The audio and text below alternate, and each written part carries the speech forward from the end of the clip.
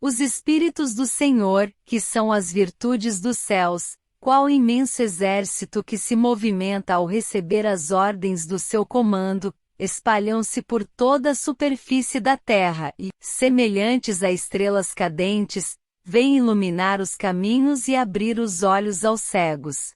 Eu vos digo, em verdade, que são chegados os tempos em que todas as coisas devem ser restabelecidas no seu verdadeiro sentido para dissipar as trevas, confundir os orgulhosos e glorificar os justos. As grandes vozes do céu ressoam como sons de trombetas, e o cântico dos anjos se lhes associam. Homens, nós vos convidamos ao divino concerto. Tomai da lira, que vossas vozes se unam e que no hino sagrado, elas se estendam e vibrem de um extremo a outro do universo. Homens, irmãos a quem amamos, estamos juntos de vós. Amai-vos também uns aos outros e dizei do fundo do coração, fazendo as vontades do Pai, que está no céu: Senhor, Senhor, e podereis entrar no reino dos céus. O Espírito de verdade. Nota: a instrução acima, transmitida por via mediúnica, resume ao mesmo tempo o verdadeiro caráter do Espiritismo e o objetivo desta obra, por isso foi colocada aqui como prefácio. Allan Kardec. Introdução. E objetivo desta obra.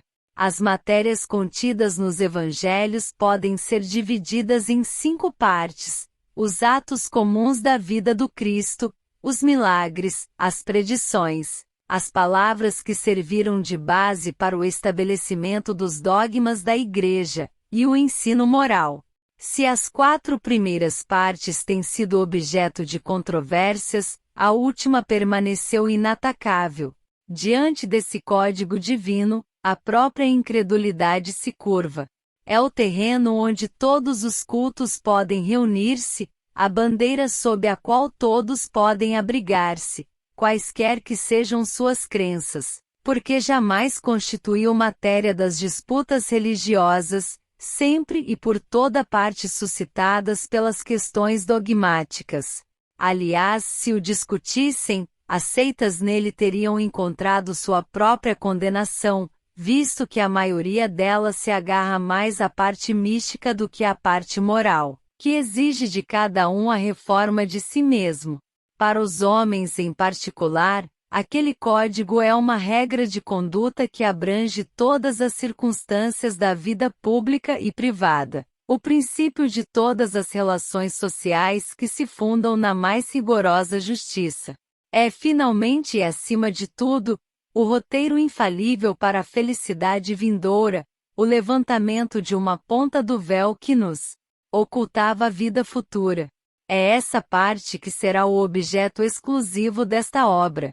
Todo mundo admira a moral evangélica, todos lhe proclamam a sublimidade e a necessidade, mas muitos o fazem por confiança, baseados no que ouviram dizer ou sobre a fé em algumas máximas que se tornaram proverbiais.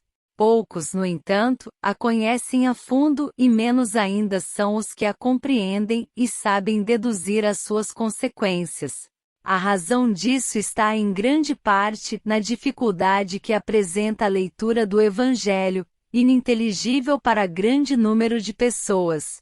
A forma alegórica e o misticismo intencional da linguagem fazem com que a maioria o leia por desencargo de consciência e por dever, como leem as preces, sem as entender, isto é, sem proveito. Os preceitos de moral disseminados aqui e ali, intercalados no conjunto das narrativas, passam despercebidos. Torna-se, então, impossível compreendê-los inteiramente e deles fazer objeto de leitura e meditações especiais. É verdade que já foram escritos tratados de moral evangélica, todavia, a apresentação em estilo literário moderno lhe tira a singeleza primitiva, que constitui, ao mesmo tempo, o seu encanto e autenticidade. Dá-se o mesmo com as sentenças isoladas do contexto, reduzidas à sua mais simples expressão proverbial, já não passam de aforismos. destituídos de parte do seu valor e interesse, pela ausência dos acessórios e das circunstâncias em que foram enunciadas. Para prevenir esses inconvenientes, reunimos nesta obra os artigos que podem constituir, a bem dizer, um código de moral universal, sem distinção de culto. Nas citações conservamos o que é útil ao desenvolvimento da ideia, suprimindo unicamente o que não dizia respeito ao assunto. Além disso, respeitamos escrupulosamente a tradução original de Saci, bem como a divisão em versículos. Mas em vez de nos atermos a uma ordem cronológica impossível, e sem vantagem real em semelhante assunto, as máximas foram agrupadas e classificadas metodicamente, segundo a natureza de cada uma, de modo que possam ser deduzidas umas das outras, tanto quanto possível. A indicação dos números de ordem dos capítulos e dos versículos permite que se recorra à classificação vulgar, caso seja necessário. Esse, entretanto, seria um trabalho material que por si só teria apenas utilidade secundária. O essencial era colocá-lo ao alcance de todos, mediante a explicação das passagens obscuras e o desdobramento de todas as consequências, tendo em vista a aplicação dos ensinos às diversas situações da vida. Foi o que tentamos fazer, com a ajuda dos espíritos bons que nos assistem. Muitos pontos do Evangelho, da Bíblia e dos autores sacros em geral só são ininteligíveis, parecendo alguns até irracionais, por falta da chave que nos faculte compreender o seu verdadeiro sentido. Essa chave está completa no Espiritismo, como já puderam convencer-se os que o estudaram seriamente, e como todos o reconhecerão melhor ainda, mais tarde. O Espiritismo se encontra por toda parte na antiguidade e nas diferentes épocas da humanidade.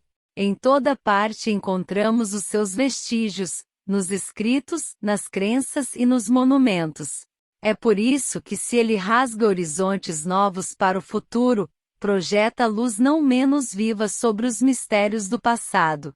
Como complemento de cada preceito, acrescentamos algumas instruções escolhidas dentre as que os espíritos ditaram em vários países e por diferentes médiuns.